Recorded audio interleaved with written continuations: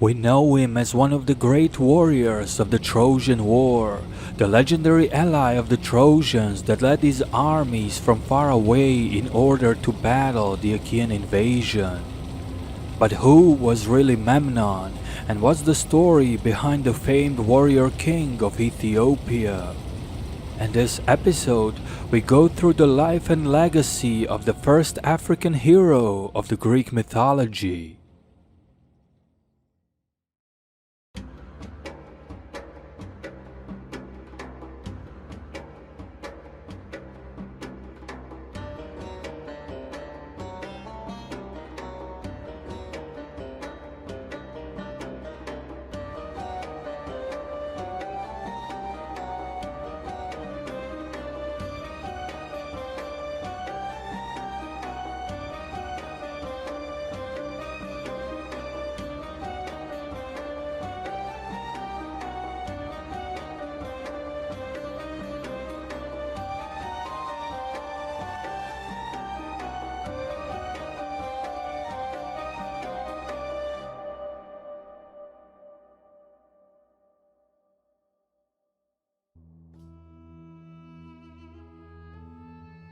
The legendary Trojan War took place between the invading Achaean coalition headed by the Mycenaean king Agamemnon and the city of Troy ruled by Priam and aided by his numerous allies.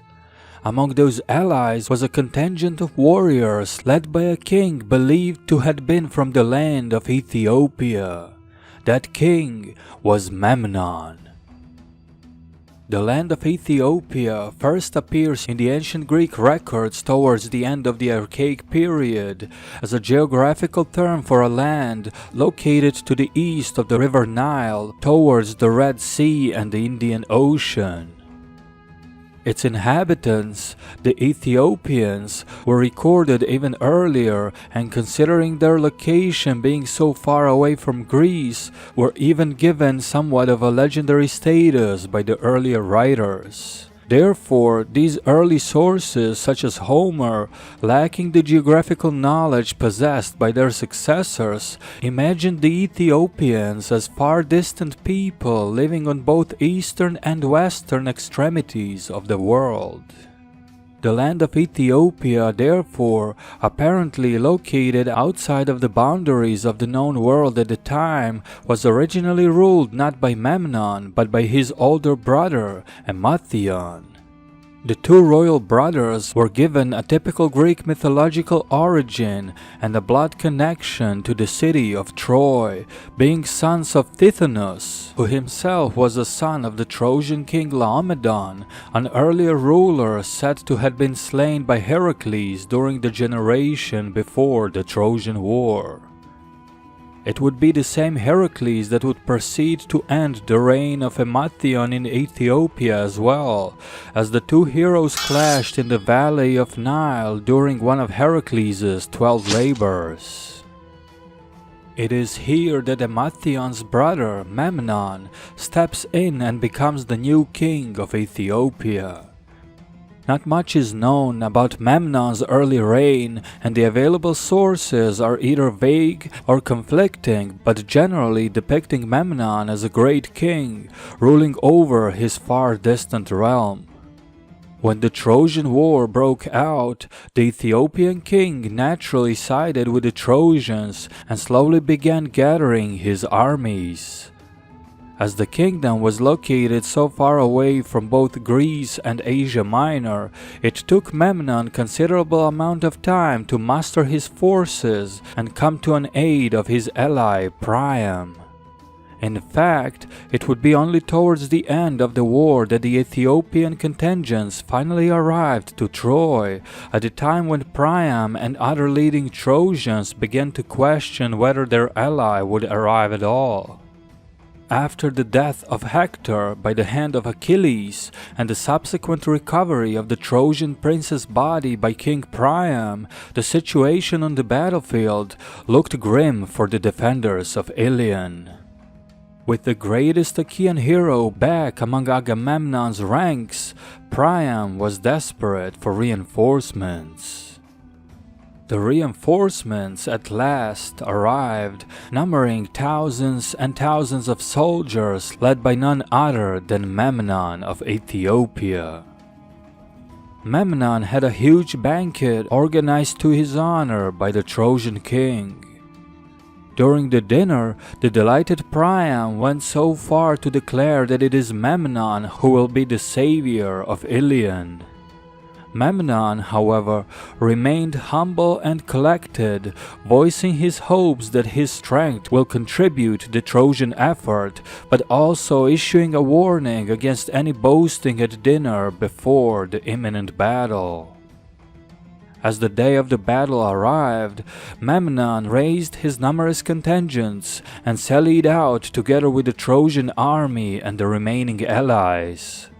Besides Memnon and his Ethiopians, the remnants of the Trojan army included the main contingents led by Priam's sons Paris and Deiphobus, the Dardanian units led by Aeneas, and the band of Amazon women warriors led by their queen Penthesilea.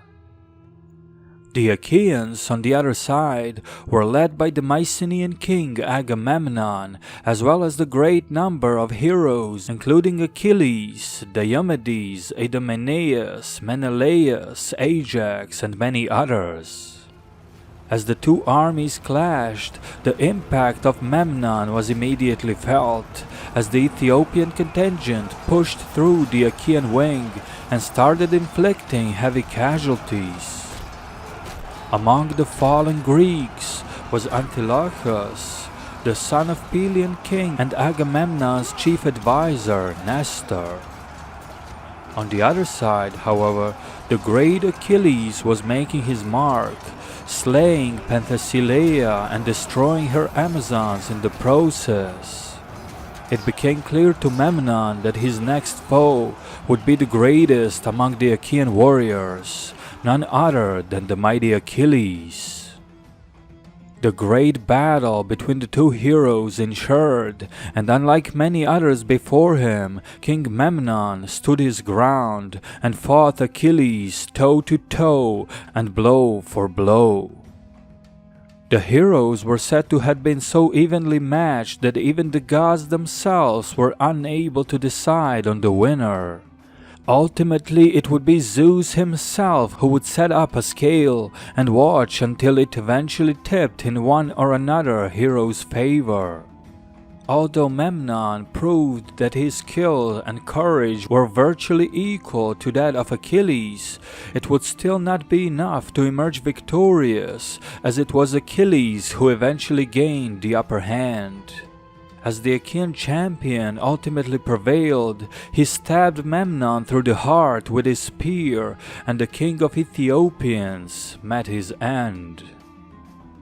This battle, as well as the subsequent events, were described at length in Aethiopis, one of the poems belonging to the epic cycle and composed in the 7th or 8th century BCE, with most of its content unfortunately lost to history.